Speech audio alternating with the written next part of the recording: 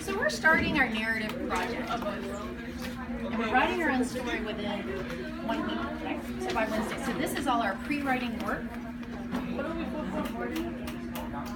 And we've gone over our rubric, which also shows right here, you know you're out of class, that shows which column are we focusing on for the rubric. Yeah, to get 100, you're focusing on this 10-point column. That's the easiest way to figure out that you've got all those components. We've gone over this. Now we're going to go into what we do. Yesterday we also went over how you break up the exemplar narrative, right? And identify where the turning point is. If you determine the turning point of the story, does that help you determine the whole plot pyramid? Yes, because then you can figure everything else that's building up to it and turning down, right? Going out and falling, right? From the character. Tell me about the turning point. What happens in the turning point? Who does it happen to? Okay, good. So you got his leg, yes, right here, and he can no longer play basketball, and basketball was his dream. Excellent. High five. Okay, so here we go. Now we're writing our own, and we're setting it up. What did we just do here on the character page? Can you turn to the character page? I know you're ahead, but we're just going to make sure we have this tutorial for other students who are out, since we're going through step by step. What do we have here? What did we do?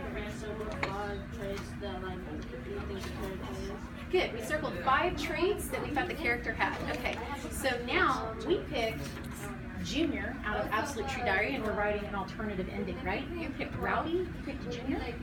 Okay, and who did you pick? Ant-Man. You're right, Ant-Man, and you're creating your own story there.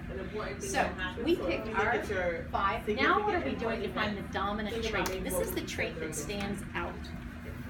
Which one is the dominant trait? Go ahead and look over your list and put a star by it. You get to pick because this is your story that you're writing. So let me see one of your point examples. So you said he punches the biggest kid at school.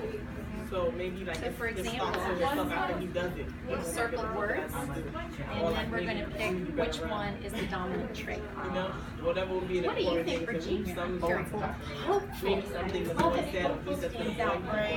Brave. Okay, let's do. Okay, and then what's the? Put your star by it. Hopeful or brave, whatever you want. I'm going to put. Courageous.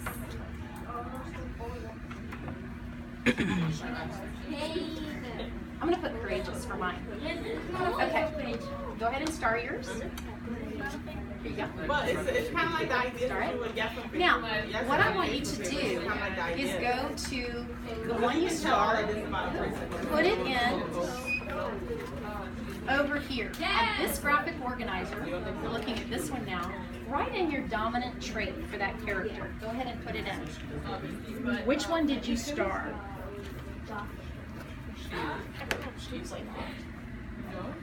Okay, I put courageous, you put hopeful, awesome. Now, and you've got playful. Now, what do we do with the other traits? We want to categorize the other traits we picked, and we want to put this one, our dominant trait, and the others in both positive and negative categories. Okay, go ahead. And some of these traits can be positive or negative, right? Depending on how we want to use it. Because it's our story that we get to make up. But tell me this, what's the difference between an emotion and a trait?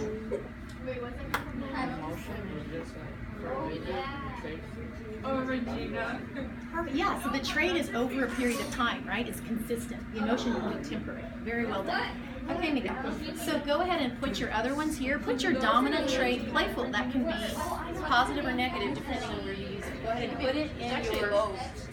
Then go ahead and put it in both, right? Because you can be playful in a classroom, and you're while you're here. Why don't you keep filling this out?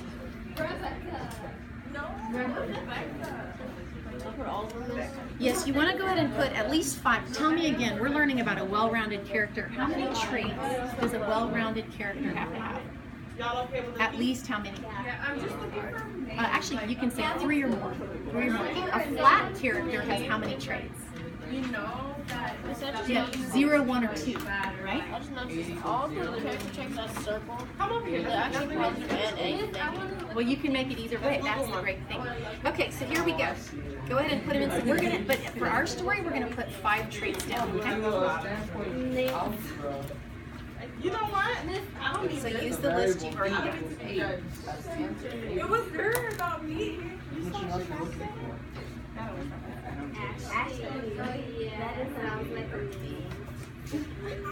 Sabrina, because you know, like Sabrina seems rich. Like it might be, oh, she's kind of rich. Teacher, I don't Intelligent. Oh, yeah. Why don't you talk through, can you come over here, talk through how you're categorizing it?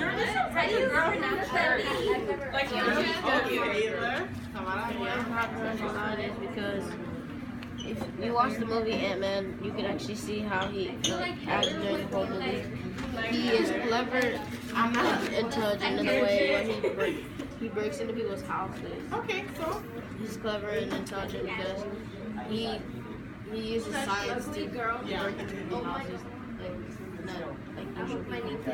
Usually people just break things just to get into Oh, God. Oh, my name is there. He's intelligent. Wait, read it, what is that? Yeah, so he does all that. Now tell me, think of a negative trait too. Does he ever put himself in danger with his cleverness? So that's why, is that one reason why you put him over here? So there's still danger in some of this, so then that could put him at risk. Good. Okay, so do we now have, does everybody have at least 5 traits? Go ahead, and what do you have? You've got intelligent, responsible. Okay, let's add, what else do we know about Junior with his health? Sickly. Come on and put sickly over there, because does he deal with sickly? Is that something his head's bigger, his eyes are different, and he has his speech, and all of that is because he has hydrocephalus. Do you remember what hydrocephalus means? Good, water on the brain. Excellent. Okay, so now, this is what I want everyone to do. Do we all have our 5? Oh. Good. I want you to think about who's the antagonist in your story. So who goes against? I want you to look at, everybody look at this. Your dominant trait, this is what you're going to feature on your plot pyramid. So how can you show he's courageous, or he's playful, or he's hopeful? And who's he going against, himself or another person? What type of conflict do you want to create? Okay, so then do man versus man. Okay, you done, honey? Okay, then man versus society. Okay, so what's the message? Man versus society. Because he's dealing with what? Why is it society? there's no hope in there. Right. Yeah, he has to leave because the Indian reservation has no hope. He's not set up for success with the educational system and what the reservation offers. It's a broken system. So man versus society. All right, and we already know that he's courageous because he left what? He left the res to go to Reardon to get a better education, right? Okay, and that's even like, you know, we said that's almost like, what do charter schools do? Do you remember this? No. What do they offer? Yeah, good programs for the kids to go to college who may not have those programs available to them in their neighborhood. So do you recognize that's how KIPP works? That's also how KIPP works. Okay, so hold on. So now here's you're going against something over here. So if this is man versus society, we need to have him shut down somehow. So hopeful, we've got to show some kind of turning point in our story. We have a round character and we have a turning point, but guess what? Our character has to be dynamic too. Dynamic means he goes through what? Good, an interchange. So, at our turning point, we're going to have an event that shows the dominant trait. So what will show that trait? And then, after that, he's going to show the change. He's going to learn some kind of lesson. So go ahead and think, who's the antagonist? If it's man versus society, what are the antagonist's feelings? Remember, they can have several antagonists. If it's man versus society, he's running into people, Junior is. Were they treating him well at first? No, so he's actually running into, was he bullied at Yes, so he's actually running into other people who think he's less than what? That you guys Than that. So go ahead and let's add several. So right now, the antagonist, we can say, is society. What's society thinking about him? That he's not what? That he's not smart. That he's not what? Because he's poor, he's not what? You ready? It should have been completed in class. Not good at doing things that's not smart enough. Okay, so go ahead and you can write something right over there. So man versus society put, they don't think he's enough. Not enough, not smart enough, right? So now, but he also runs into some bullies, right? In that, and that's part of what he sees. So what does he see?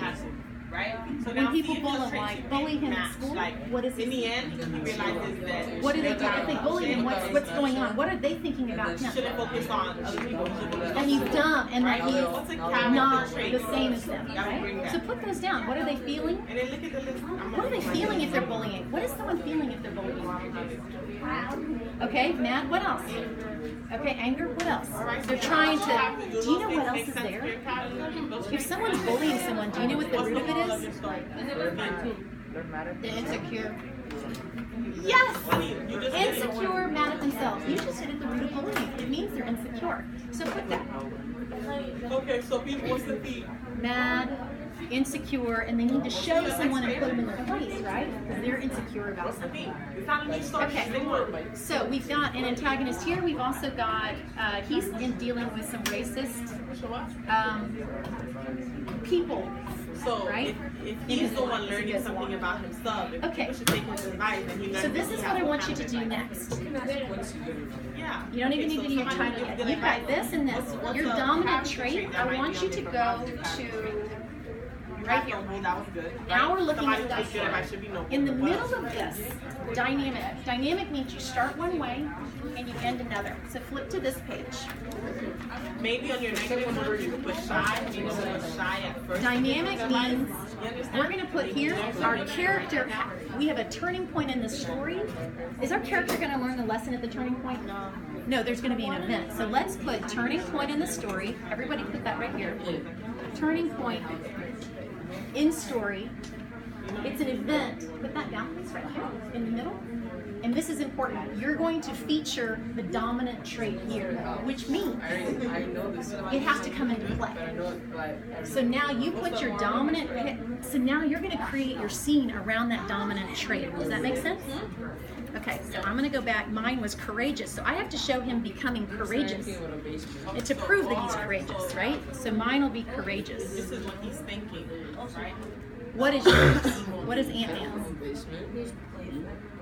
What was your dominant trait? Hopeful. So you'll have to show how he's hopeless to hopeful. Does that make sense? In that scene. And so you'll have to describe it. You've got hopeful. I'll say, what do you have? Eager. Perfect. So maybe he's resistant. Do you see you're going to show the opposite? Like almost like the antonym. What's the opposite of eager? How about this? Passive. Like eager means you're ready, right? You've got rowdy. Passive, shallow. So eager would be, so the opposite of eager could be what? Shallow or passive, what? Calm. Somehow not jumping at something. Does that make sense? So that's what you're going to show. You're going to show that change. Now hold on. Where do we learn the lesson? If we're looking at this, put this here. Show me on the plot pyramid where the middle of the story is with our plot pyramid diagram. Where's the middle of the story? How do we do it? With this. Remember our plot diagram? We're up here at the beginning with the exposition, right? We're here before this. What's next after the exposition? Rising action. So then where do we show the turning point? The climax. So right here. Make sure that is your turning point. This is key. But we have to get a dynamic character. So we're featuring the character trait. Now, where do we go? How do we show that he's changed? Where would that be? Would that be before? Where's it going to be? Good. It'll be in the falling action and the resolution, right? So down here, falling action, resolution. Let's put change. Character changes right here. That's where he learns some kind of lesson. So here, put lesson. Whatever that lesson is, it has to be an inner change, right? Not just superficial. Does that make sense? So like if he's hopeful, maybe he realizes now, oh my gosh, his future is bright. It really is. It's not that it's sort of that he's going against everything. He actually has a bright future. Does that make sense? He's been recognized for success here and confidence. For you, for eager, that inner change could be what?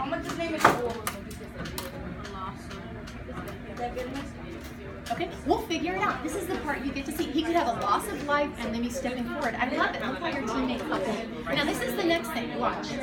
This turning point, you wrote your dominant trait. Now put it on your plot pyramid over here.